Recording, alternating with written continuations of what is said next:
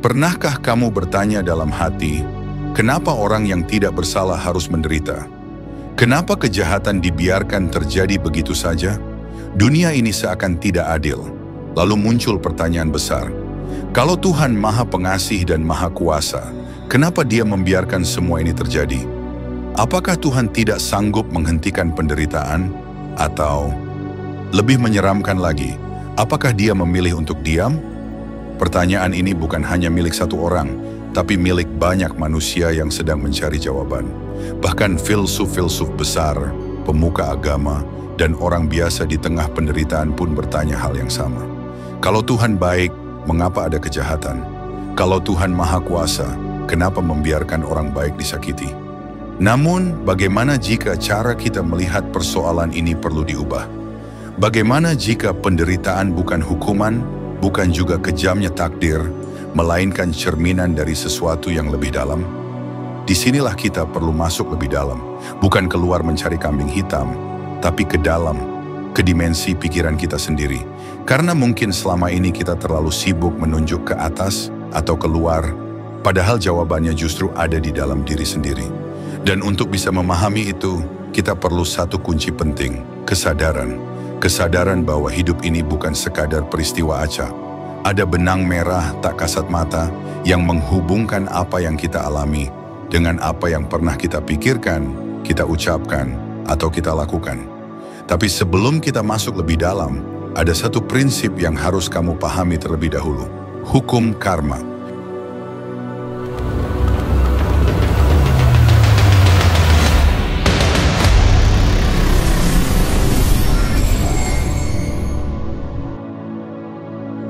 Saat hal buruk terjadi, reaksi pertama kita seringkali adalah mencari sosok untuk disalahkan. Tuhan, setan, orang lain, keadaan, bahkan nasib buruk. Mungkin itu membuat kita merasa sedikit lebih lega, tapi lega itu sementara dan seringkali tidak menyelesaikan apa-apa. Menyalahkan kekuatan di luar diri sendiri itu mudah. Yang sulit adalah bercermin dan mengakui bahwa mungkin sebagian dari penderitaan itu berasal dari keputusan kita sendiri. Bukan karena Tuhan diam, tapi karena kita belum mendengar pelajaran yang ingin disampaikan lewat kejadian itu. Tuhan dalam banyak ajaran spiritual bukanlah sosok yang aktif menjatuhkan hukuman atau memberikan hadiah. Dia bukan penjaga yang menghitung dosa dan pahala seperti kasir di minimarket. Tuhan memberi kita kebebasan, bukan untuk semaunya, tapi agar kita bisa belajar dari setiap akibat. Kebebasan itu datang bersama tanggung jawab, dan setiap pilihan yang kita buat, sekecil apapun, memiliki konsekuensi. Itulah sebabnya, dalam banyak kebijaksanaan kuno, Tuhan bukan digambarkan sebagai hakim pemarah, tetapi sebagai cermin. Cermin yang memantulkan kembali siapa kita sebenarnya. Apa yang kita tanam, itulah yang akan kita tuai. Bukan karena Tuhan kejam, tapi karena hidup ini adil dengan caranya sendiri. Cobalah untuk bertanya, apa yang bisa aku pelajari dari penderitaan ini? Apa yang pernah aku lakukan hingga ini menjadi bagian dari perjalanan hidupku? Dan jika kamu benar-benar ingin memahami logika di balik semua ini, kita harus bicara tentang satu hukum paling misterius, namun adil di alam semesta, hukum karma. Karma, satu kata yang sering kita dengar, tapi jarang benar-benar kita pahami. Banyak orang mengira karma adalah semacam hukuman cepat saji dari alam semesta. Lihat tuh, dia kena batunya. Karma, padahal karma bukan balas dendam instan. Secara etimologi, kata karma berasal dari bahasa Sanskerta, kri, yang berarti melakukan, bertindak, atau berbuat. Jadi, pada dasarnya karma adalah tindakan. Tapi lebih dalam dari itu, karma bukan hanya tentang perbuatan fisik. Karma juga mencakup pikiran kita, niat kita, dan kata-kata kita. Semua itu adalah bentuk tindakan yang meninggalkan jejak. Bayangkan setiap pikiran, setiap ucapan, dan setiap perbuatanmu itu seperti batu kecil yang kamu lemparkan ke dalam danau. Awalnya kecil, tapi riaknya menyebar kemana-mana. Dan cepat atau lambat, riak itu akan kembali padamu. Karma bekerja berdasarkan hukum sebab dan akibat. Apa yang kamu tabur, itulah yang akan kamu tuai. Bukan karena Tuhan sedang menghukummu, tapi karena semesta bekerja dengan keseimbangan. Jika kamu menyebar cinta, cinta akan kembali. Jika kamu menabur luka, luka itu akan menanti di tikungan hidupmu. Yang membuat hukum karma terasa misterius adalah ini. Karma tidak bekerja instan. Kadang kamu menabur sekarang, tapi menuainya 5 tahun lagi. Atau bahkan di kehidupan berikutnya. Ya, dalam banyak ajaran spiritual, karma tidak hanya terbatas pada kehidupan ini. Hidup dianggap sebagai siklus panjang jiwa yang terus belajar. Dan karma adalah cara alam semesta mencatat pelajaran itu. Jadi, ketika kamu merasa mengalami hal yang tidak kamu layak terima, bukan berarti kamu sedang dihukum. Mungkin itu adalah benih yang kamu tanam di masa lalu. Atau mungkin kamu sedang diberi kesempatan untuk memutus rantai karma buruk dengan cara meresponsnya dengan kebijaksanaan. Di titik ini, satu hal menjadi jelas. Hidup bukan kebetulan. Setiap kejadian, bahkan yang paling pahit sekalipun, adalah undangan untuk tumbuh dan menjadi lebih sadar. Coba bayangkan hidup ini seperti sebuah cermin raksasa. Apa yang kamu pancarkan, itulah yang kembali padamu. Kalau kamu senyum ke cermin, cermin ikut tersenyum. Kalau kamu marah, cermin pun ikut memantulkan amarahmu. Begitu pula dengan karma. Karma bukan tentang tindakan baik dibalas baik, tindakan jahat dibalas jahat, secara hitam putih. Ia jauh lebih kompleks, karena ia memperhitungkan niat, kesadaran, dan waktu. Karma tidak buta, ia cerdas. Dan justru karena itulah, efeknya seringkali tidak bisa langsung dilihat. Contohnya begini, seseorang bisa saja melakukan kebaikan secara lahiriah, tapi jika hatinya penuh pamrih atau manipulatif, maka karma yang tertanam bukanlah karma baik. Sebaliknya, seseorang mungkin pernah menyakiti orang lain tanpa sengaja, tapi karena ia sadar, menyesal, dan berusaha memperbaiki, maka benih karmanya bisa berubah atau bahkan netral.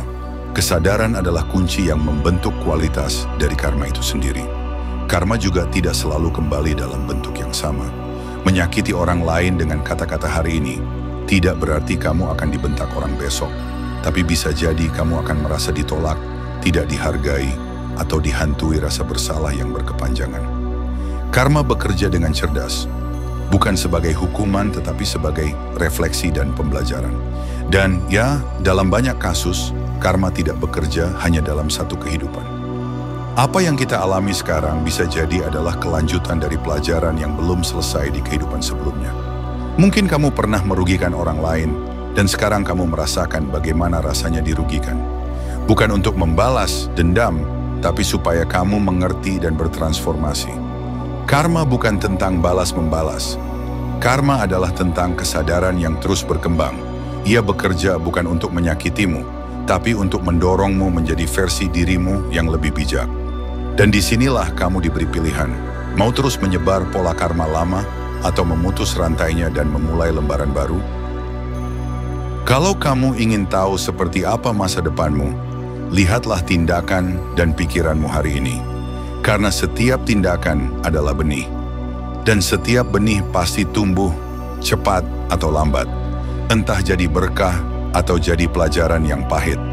Ketika kamu berbuat baik, menolong tanpa pamrih, berkata jujur meski sulit, atau sekadar menahan amarah dan memilih diam, itu bukan tindakan kecil.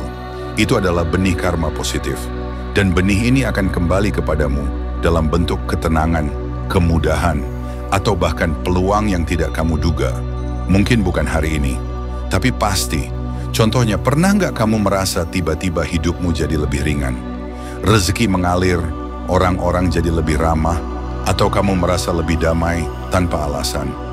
Bisa jadi itu hasil dari tindakan-tindakan baikmu di masa lalu, yang kini sedang kembali memelukmu.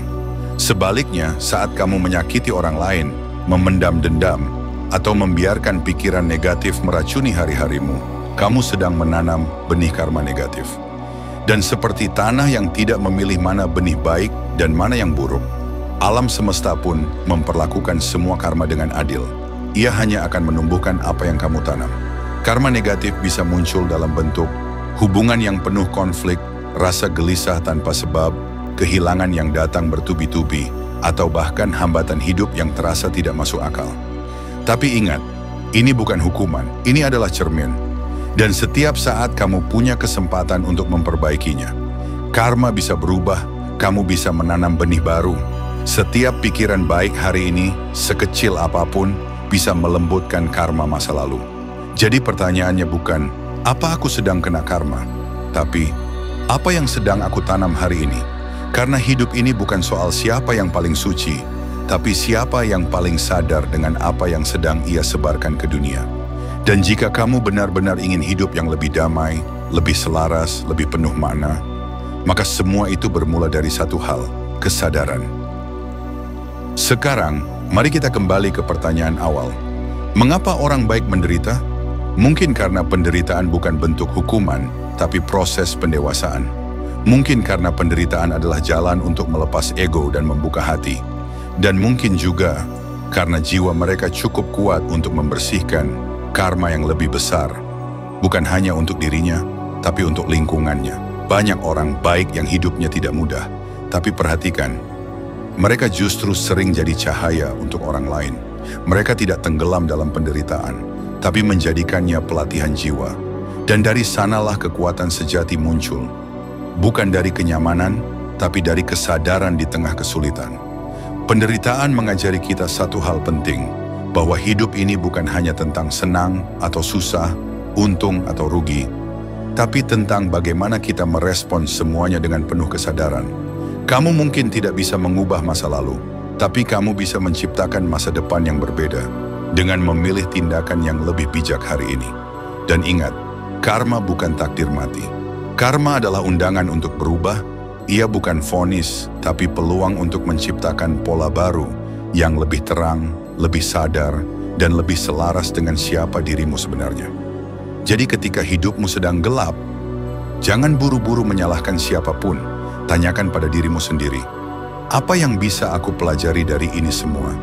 Apa yang bisa aku ubah dalam diriku? Karena pada akhirnya, penderitaan hanyalah jalan pulang menuju ke dalam diri sendiri. Dan hanya dengan menyadari itulah, kamu bisa melangkah ke depan. Bukan dengan beban karma lama, tapi dengan kesadaran baru. Hidup bukan tentang mencari siapa yang salah, tapi tentang menyadari siapa kita sebenarnya. Kita adalah pencipta, kita adalah penyemai, dan dunia adalah ladang tempat semua pikiran dan tindakan tumbuh. Maka tanamlah dengan cinta, dan dunia akan menjawab dengan keajaiban.